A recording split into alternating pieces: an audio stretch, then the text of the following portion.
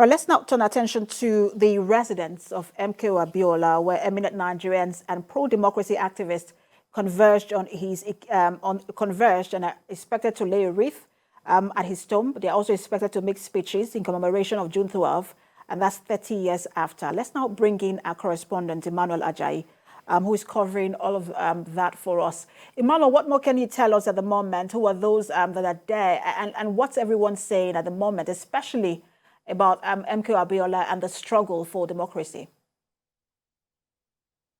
Well, still at Abiola's residence here in Ikeja, Lagos. Let me let you know that the event has ended.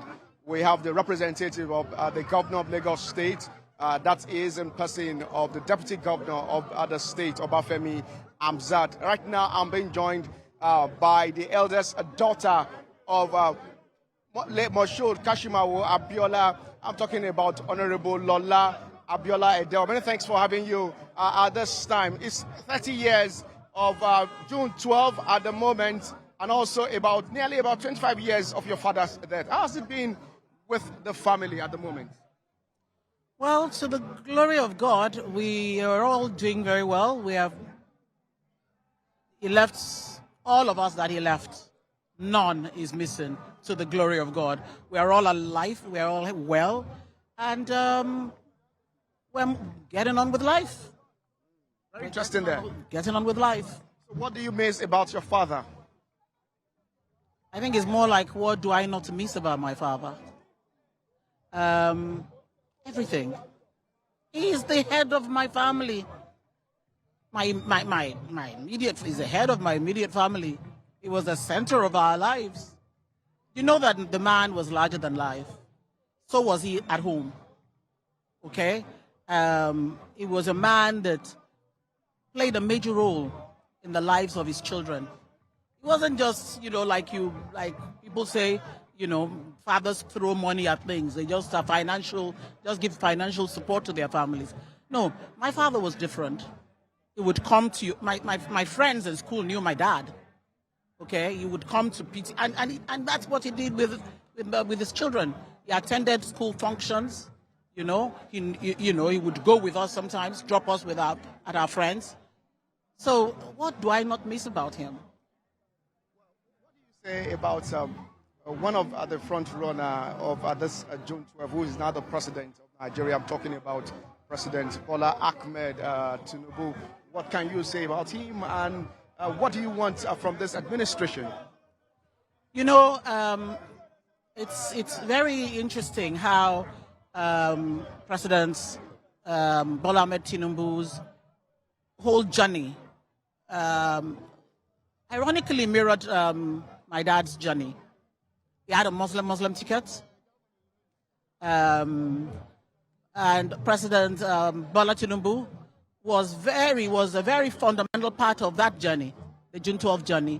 It was with him every step of the way. It was, President Tinubu is a man that commits to whatever it is that, once he decides that this is a course that he is, once he buys into a course, he totally commits to it. He was with, MKO, the whole hog, without flinching, the whole hog. And, again, it's also interesting, I find, that his mantra was renewed hope.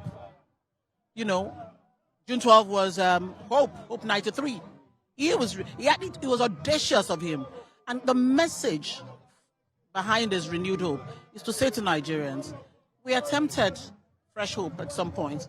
It was not allowed to flourish. Okay? But don't give up. Hope is still coming.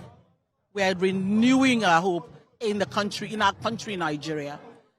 And that was what he wrote on, renewed hope. He sold it, and obviously Nigerians bought into it. And, he knew, because it was so pivotal to the June 12 cause itself, he knew what that journey was about. He knew what the end, he knew what the drive was about. So really, I'm not at all worried that, because really, I mean, Well, you're quite confident that this administration will deliver. he has no choice. Why would Asiwaju Bola Ahmed Tinubu want to be president of Nigeria? He's a very extremely comfortable man. He wants to fly presidential jet. He has his own.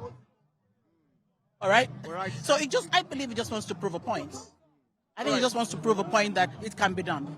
Many thanks, Dave. Thank you very much Thank for you. joining us on the news at this hour. You can see I'm sweating profusely at the moment. I have one of the APC chieftain joining me at this time at Ikeja residence of late Moshood Kashimawo Olawale Abiola. I'm talking about Joe Igbokwe. Many thanks for joining us on the news this hour. Just in less than 1 minute, what can you say about the man called MKO Abiola? I wrote the book, Heroes of Democracy, in 1999. And if you go into that book, you will see the volume of work that I did, documenting how he started, how he won the election, the trouble, the deaths, how the whole thing was annulled. So I have it all. Your message to Nigerians at this time? Well, history will not forget you, even if you are dead.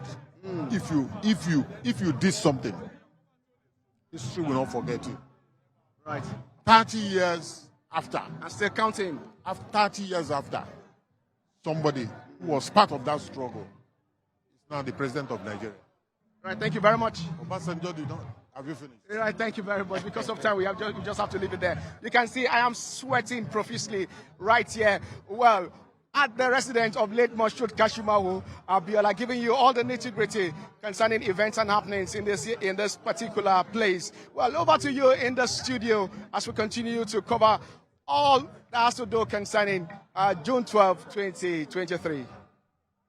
Thank you, Emmanuel, for that conversation, especially with his daughter. It did drive home the point.